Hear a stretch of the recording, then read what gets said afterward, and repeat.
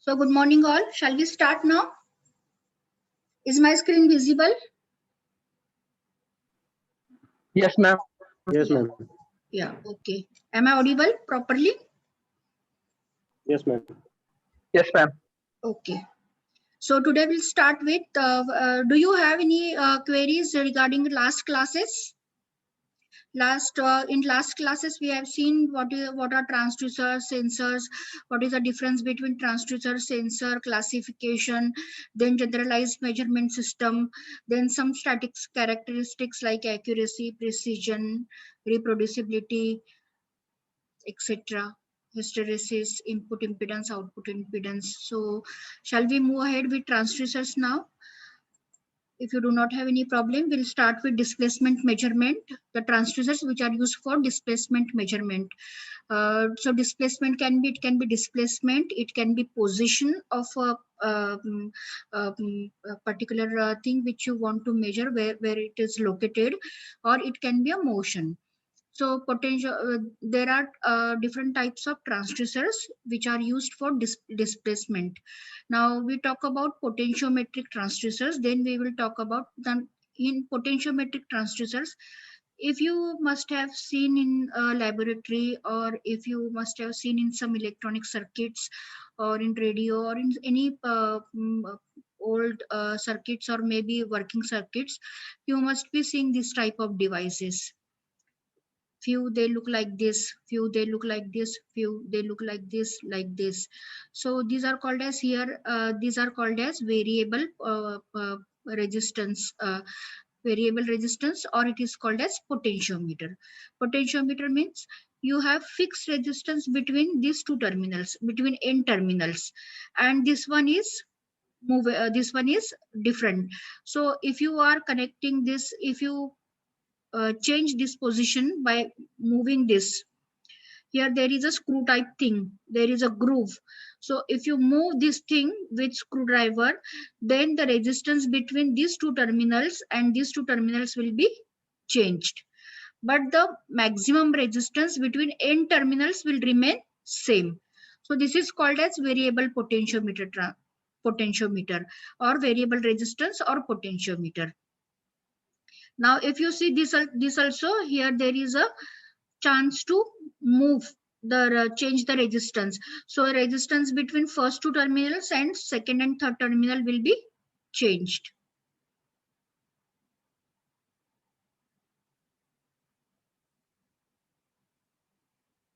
Now here also you have here you have small screw.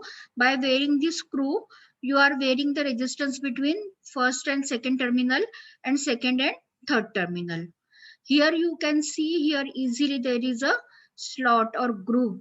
By small screwdriver, delicate screwdriver, you can move this particular um, slot, and resistance between two terminals, first and second terminal and second and third terminal will be varying, but resistance between first and third terminal is always fixed.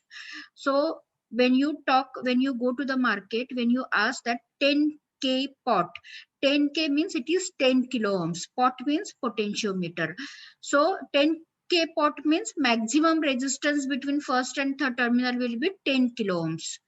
And by varying this particular groove, you can vary the resistance between first and second and third.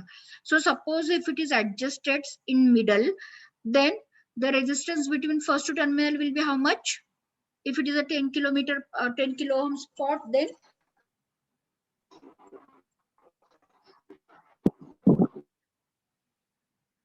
anybody can answer. If it is a 10 kilo ohm potentiometer, and if you adjust it in center, then what will be the resistance between these two terminals and these two terminals?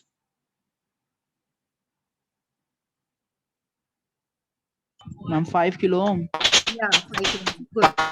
So it depends upon your adjustment. Yes, you are right. 5 kilo ohms in both. So if you change this position, it may not be always necessary that it should be in center position. So now how to use this as a displacement transducer to measure the displacement?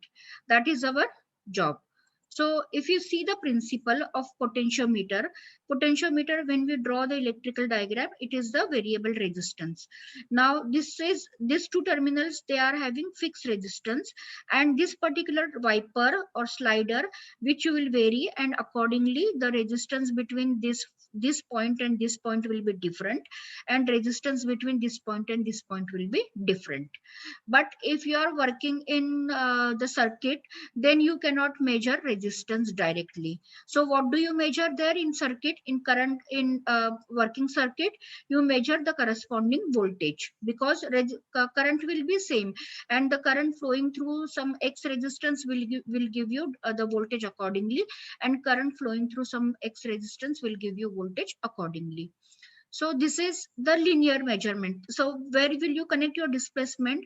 The things which are moving, the things which are displacing, that you will connect it to this particular wiper.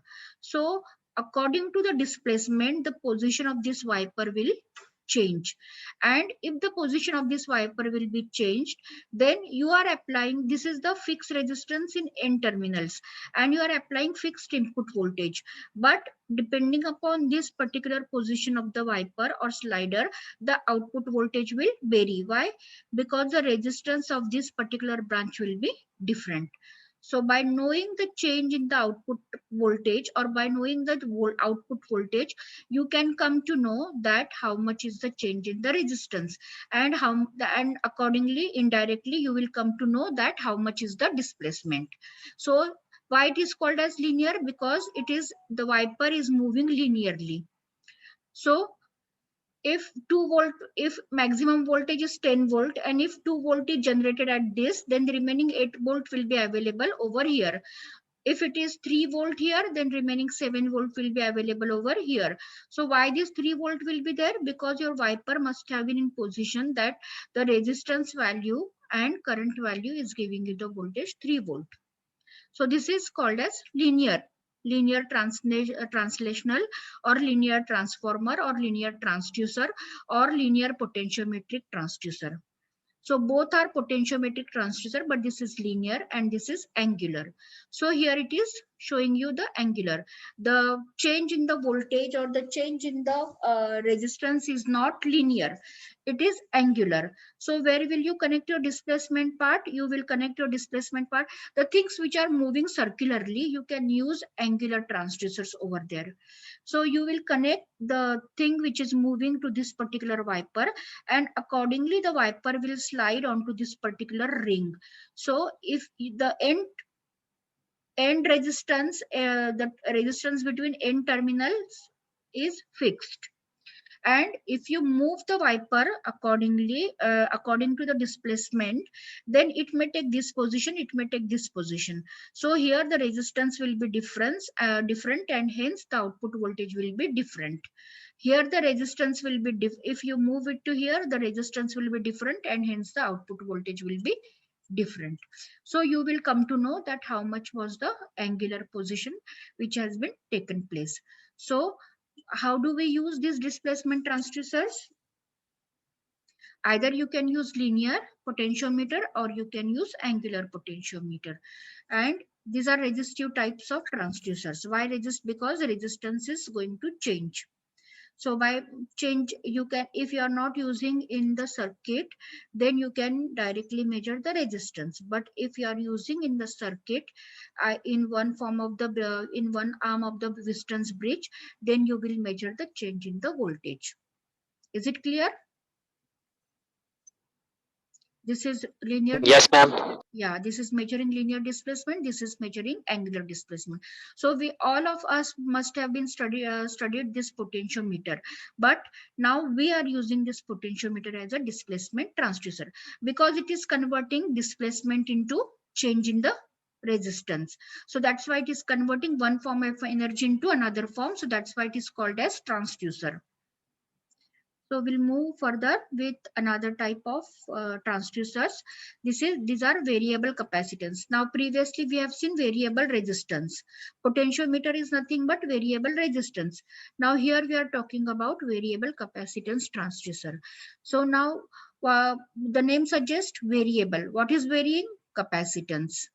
And how we are using this change in the capacitance as a transducer. So capacitive type means using capacitance, and transducer means a device that converts variations in a physical quantity into an electrical signal. That is one form of energy into another form. Now we are talking about displacement transducer. So here we will be using this capacitance transducer to measure the displacement, distance, position, or motion. So moreover, the capacitive transducer or sensor is nothing but the capacitor with variable capacitance. Now, what is the working principle of this? Your capacitance means you have two plates. This is one plate, and here this is another plate. And in between you have dielectric, isn't it? So this plate is having certain area, and this plate is also having the same area. And the distance between this is, let's say, small d, and the area of the plate is denoted as A.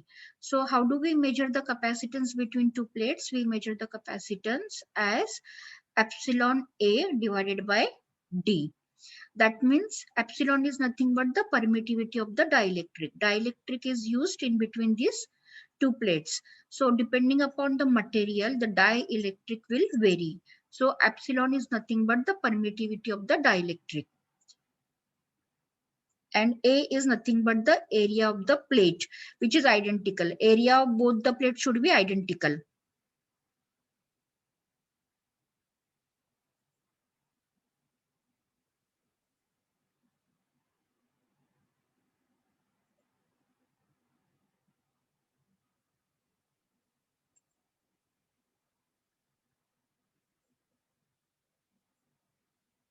Don't do this type of annotations. So is this clear now? What is area? Area is the area of the plate, and both the plates are having identical area. And D is the distance between these two plates. So how will you do now? Suppose if you go, if you yeah, we will see. Now this epsilon is nothing but epsilon 0 into epsilon r. And what is epsilon 0? Epsilon 0 is nothing but absolute permittivity, and epsilon r is nothing but relative permittivity. And product of this is also called as dielectric constant. So either we call this as a permittivity of dielectric, that is epsilon, or we call this as dielectric constant, or we call this as epsilon. And A is area of plates and D is distance between two plates. So if you want to vary the capacitance, then what should be varied? If you want to vary the capacitance, what things can be varying? Area and distance from plate का. Yeah, you can vary the area of the plate, you can vary the distance between two plates, and you can vary the dielectric which is used between two plates. So depending upon the material, the dielectric constant will be different for different materials. So you have three options. Either you vary the dielectric, or you vary the area of the plate, or you vary the distance between two plates. So by varying these three parameters or any one parameter, your capacitance will be varied.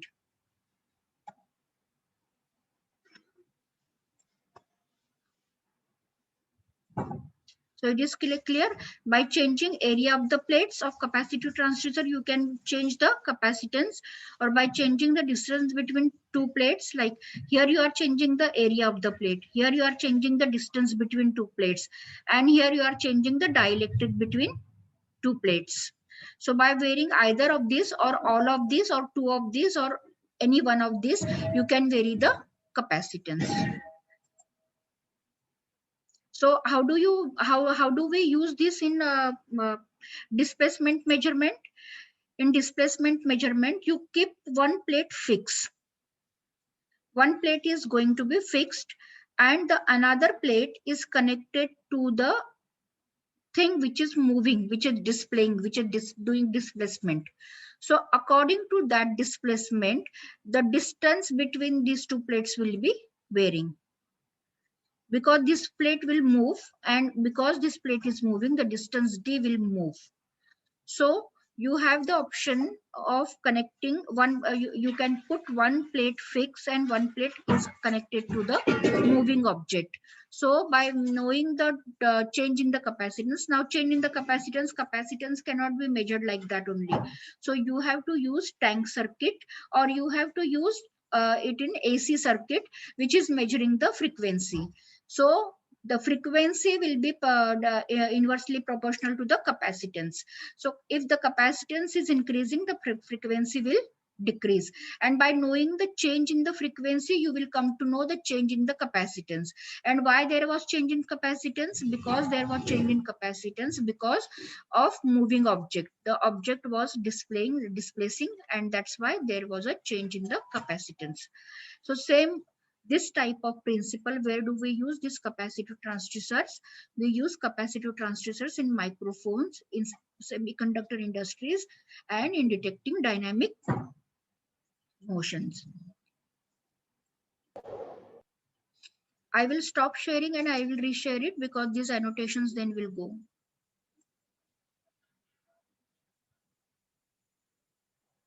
Is it visible now?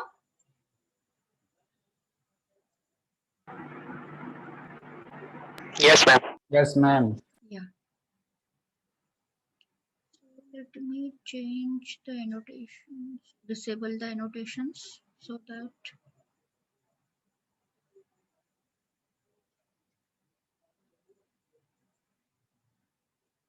Okay, it is disabled now. So in microphones we use, how do we use in in semiconductor industries and in detecting dynamic motions? Dynamic means changing motions. So in microphones, how do we use? We use this type, like increase of distance between the parallel plates will decrease the capacitance value correspondingly.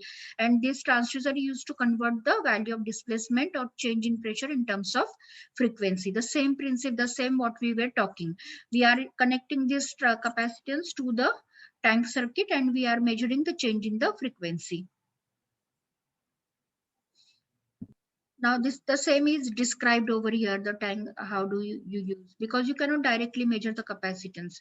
So what you do, you use the frequency circuit or you use the tank circuit and you use the change in the frequency. So by knowing the change in the frequency, you will come to know the change in the capacitance.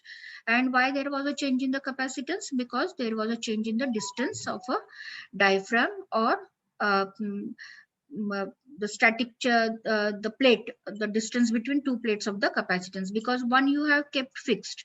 Don't move both the plates because then the calculation will become difficult. So always keep one plate as fixed and move keep the second plate for moving, and that second plate will be connected to the object which is moving. So depending upon the displacement, the distance between the plates will move. You can change the area also. So there, how do you do? If you want to change the area of the plate, then you have to apply the pressure. So same transducer can be used for displacement also, and the same transducer can be used for pressure measurement also. So is it clear? So somebody has given Yes, the ma'am. formula also, like we write epsilon A by D. So instead of epsilon, it is written as 0.0885 into K and A by D. And C is in microfarad, D is in centimeter, area is in centimeter square, and K is nothing but dielectric constant of a medium separating two plates. So dielectric constant, if you put the over here, then 0.885 multiplied by K multiplied by A divided by D. This is also one of the formula, or you can write one constant as epsilon. Now we'll see variable inductance. Now we have seen variable resistance, variable capacitance. Now we'll see variable inductance. So in variable inductance, in capacitance, the formula was epsilon A by D. Here in variable inductance, the formula is inductance is equal to N square G mu. And what is here L? L is nothing but the inductance of the coil. N is number of turns of the coil. Mu is permeability of the medium. And G is geometric form factor. So geometric form factor we are not going to change. So what will we change for variable in variable inductance? Number of turns, ma'am. Huh? Number of turns. Yeah, number of turns you can change, and you can change permeability of the medium. Medium, if you change the medium, then permeability will change. So by changing these two, you can change the inductance. And how do you change the inductance? You will again connect it to one side of the coil, and depending upon that, the number of turns will change, and because the inductance will change, and because the inductance is changing, the you will come to know that it is the changes because of the displacement change. So all these are displacement transducers. Now next we will see one displacement transducer, which is also used as displacement transducer, position transducer, motion transducer, and also it is used as pressure transducer. So it is called as LVDT. Have you ever heard this name prior in 12th standard or something? First year? Have you ever heard this name, LVDT?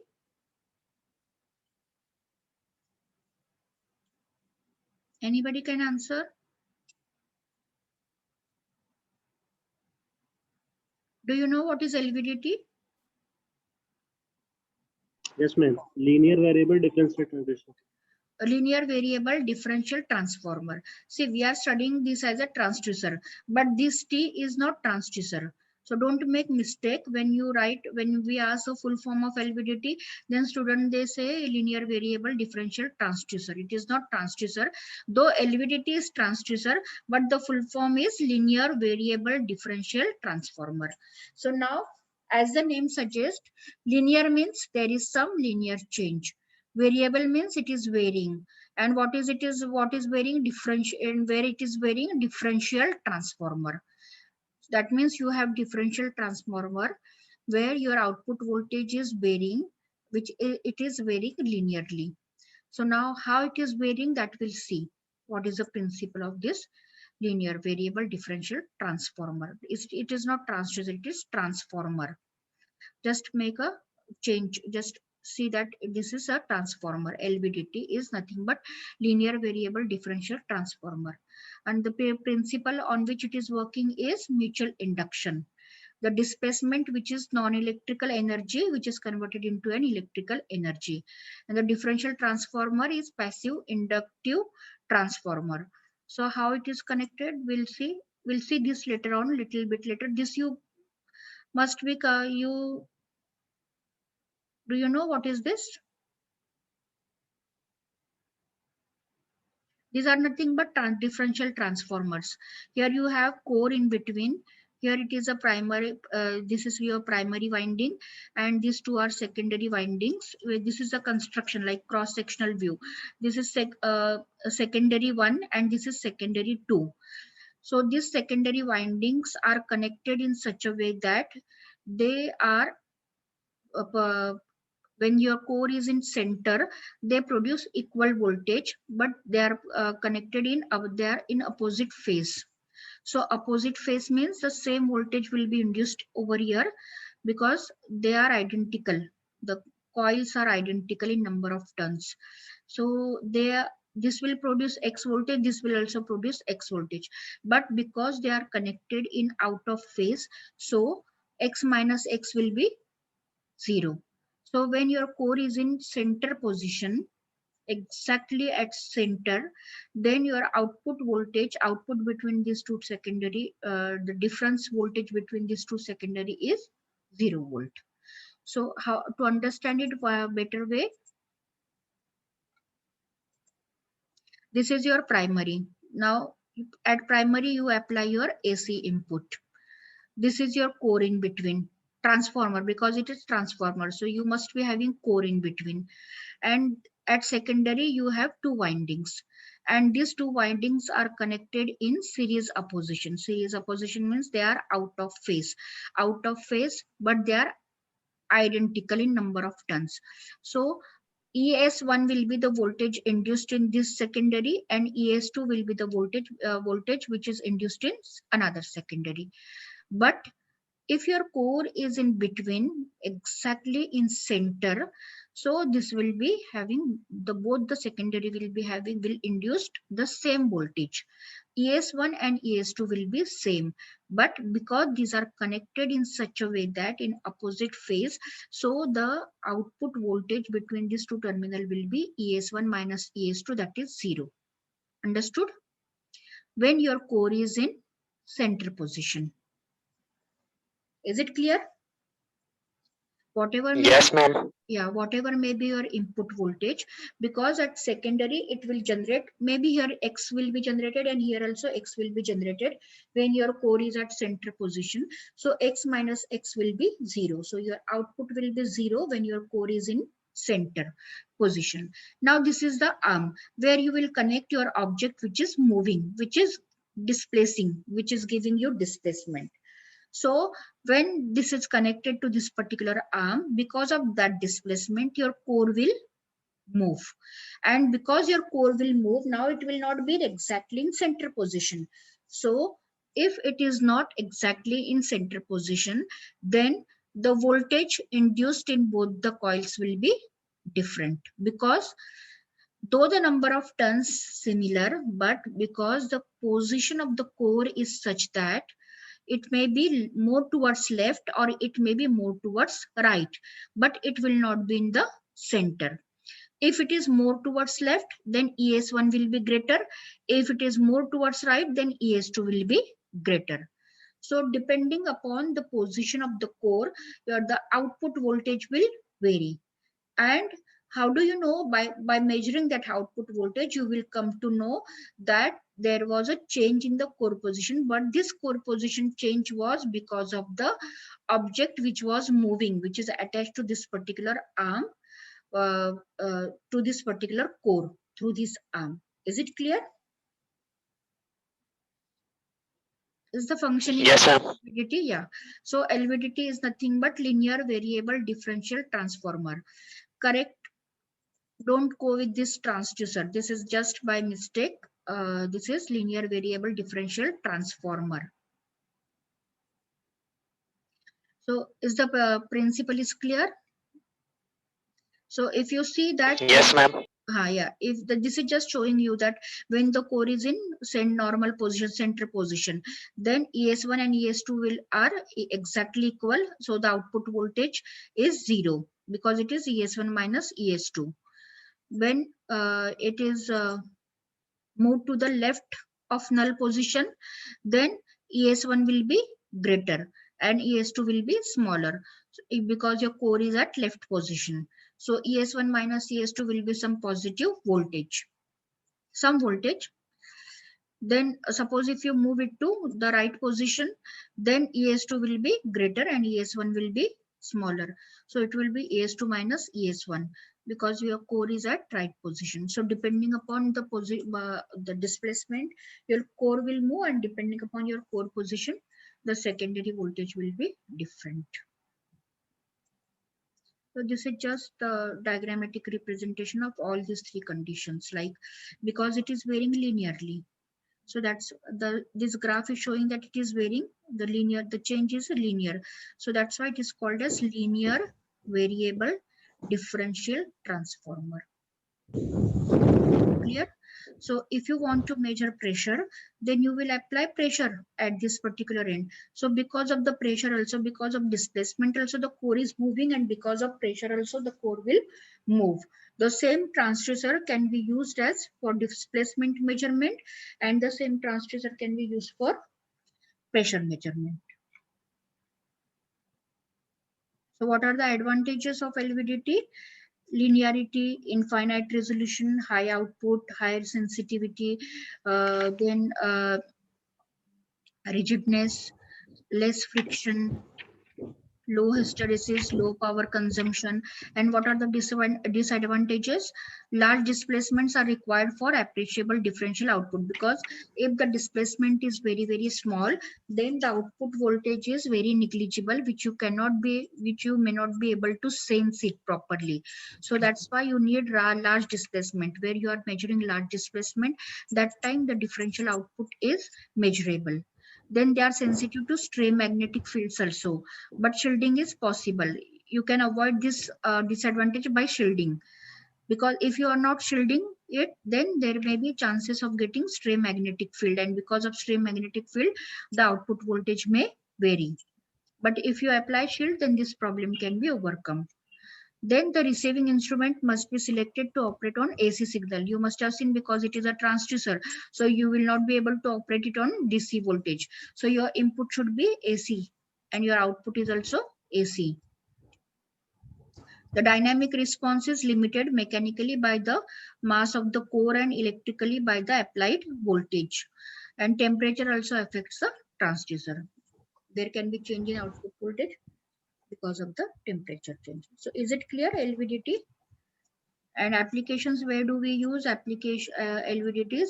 In hydraulic cylinder displacement, dollar bill thickness in ATM machines, robotic cleaner, brain probing medical devices, peel making machines, testing of soil strain, acting as a secondary transducer, can be used to measure force, weight, and pressure.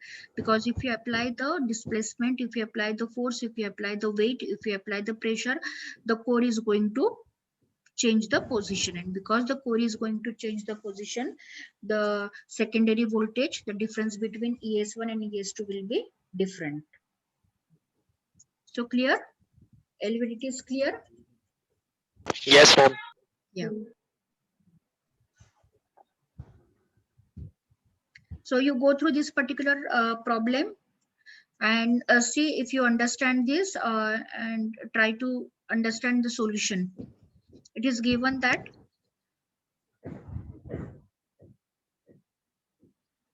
input is 6.3 volt. Generally, maximum excitation which you can give is also 6 volt kind of thing. And output which you are getting is 5.2. And range is the plus minus 0.5 inches. Then determine what is asked, calculate the output voltage versus core position for a core movement going from 0 plus 0.45 inches to minus 0.30 inch, and the output voltage when the core is at minus 0.25 inches from the center. So you understood the problem?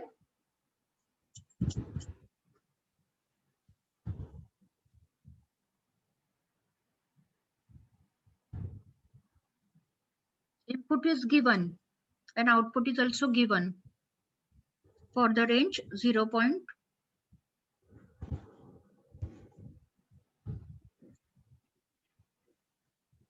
So how it is solved? If 0.5 inches core displacement produces 5.2 volt, because it is linear. So linear means you can directly, there is a linear relationship. So 0.45 inch core movement will produce how much? 0.45 into 5.2 divided by 0.5. So how much it is? 4.6 volt, 68 volt. Similarly, for minus 0.30, it will be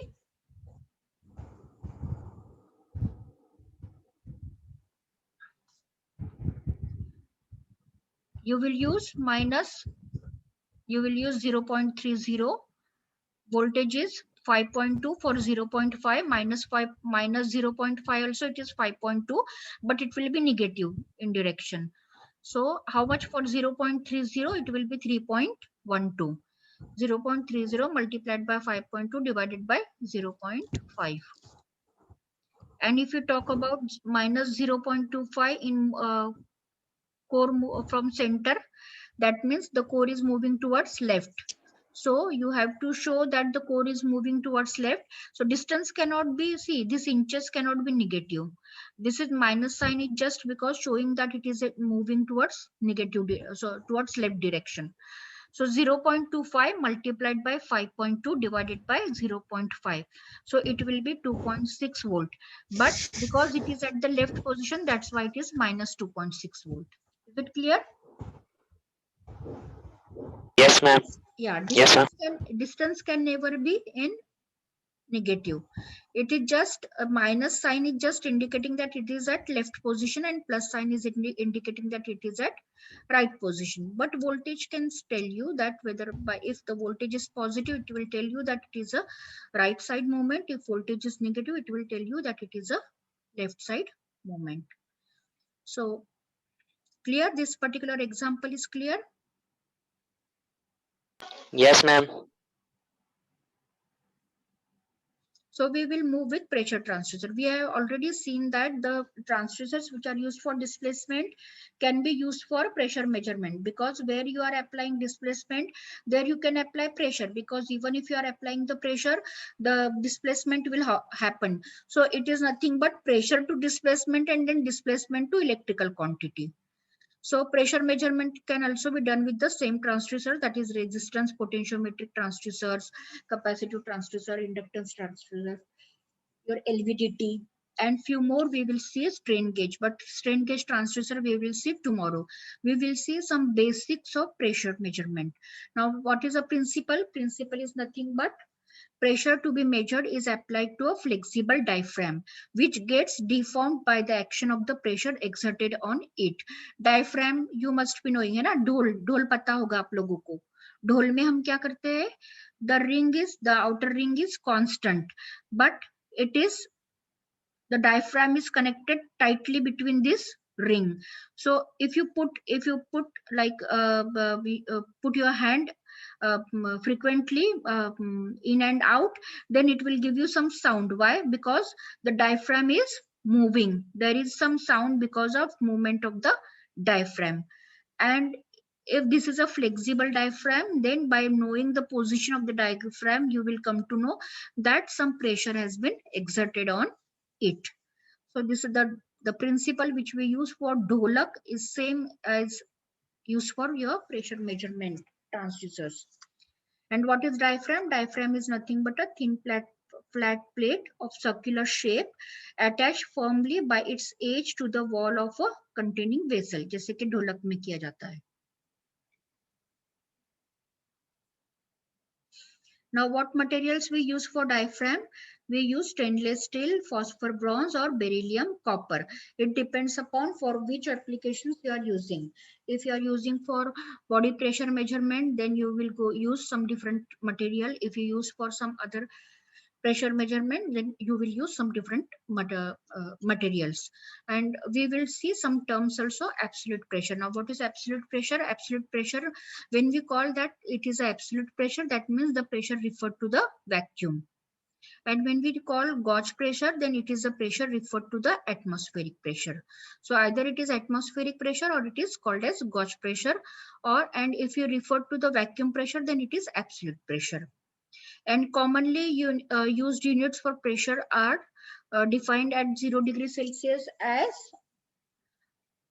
mmHg. So if you use mmHg, then 1 mmHg is nothing but 1 torr, which is nothing but 12.9 mm of blood, which is nothing but 13.1 mm of saline, which is nothing but 13.6 mm of water, 133 dyne per centimeter square, 1330 bar, 133.31 Pascal, or 0.1333 K kilopascal.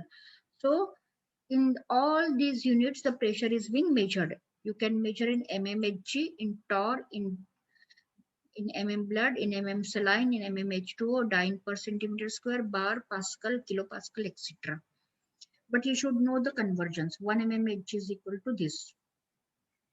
Now, what are the types of pressure measurement? We have already seen capacitance transducer, capacitance manometer, in which diaphragm forms one plate of the capacitor, because diaphragm is changing because of the pressure.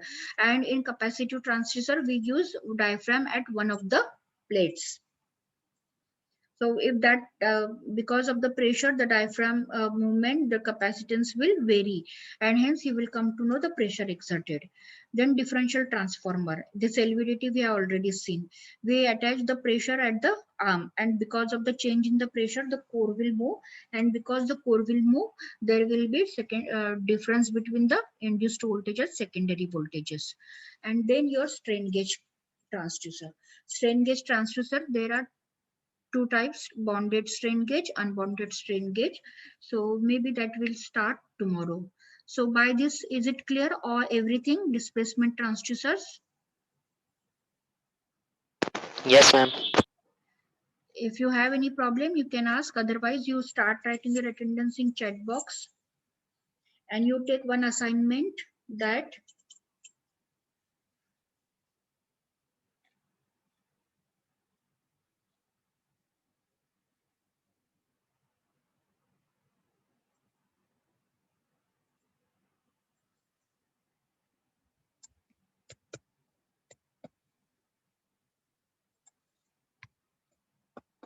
LVDT, your input is input voltages.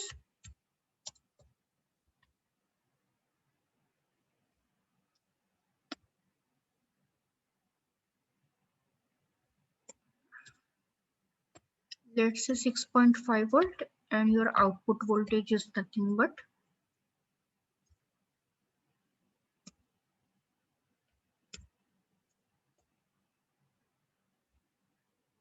for displacements.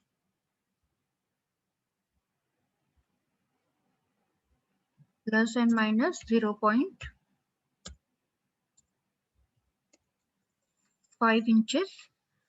So you have to calculate for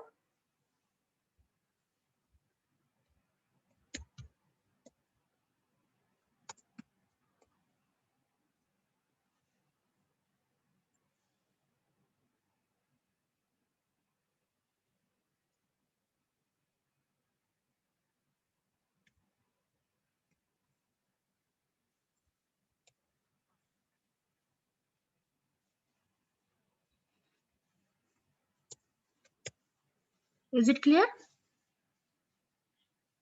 In LVDT, or input voltage is 6.5 volt, which is producing the output as 5.5 volt.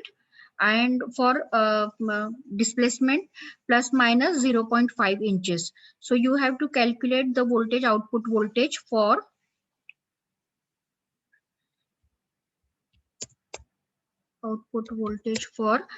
plus 0.4 inches displacement and minus 0.2 inches.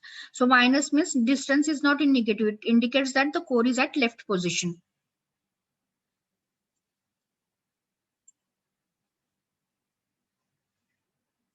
So is it clear? Has everybody written the attendance?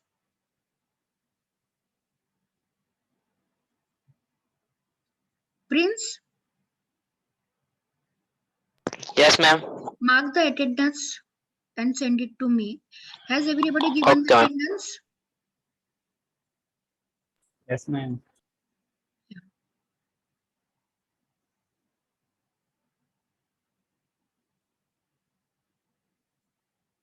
If you have any other questions, you can ask me from last class, from any other subjects, from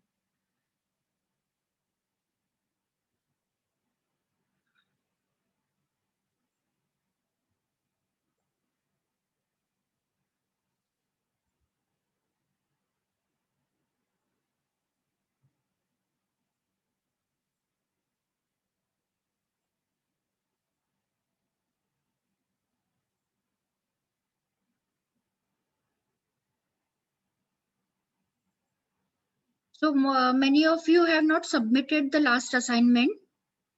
Few of you have submitted. Again, I will tell you, I will give my email ID. It is ayubshahnaz@gmail.com, where you can send your assignments.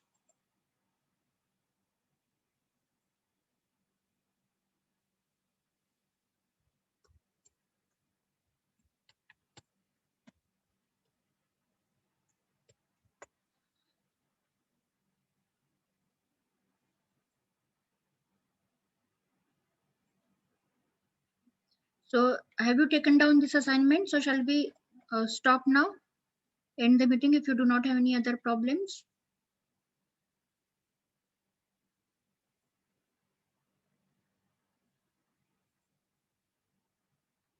Yeah.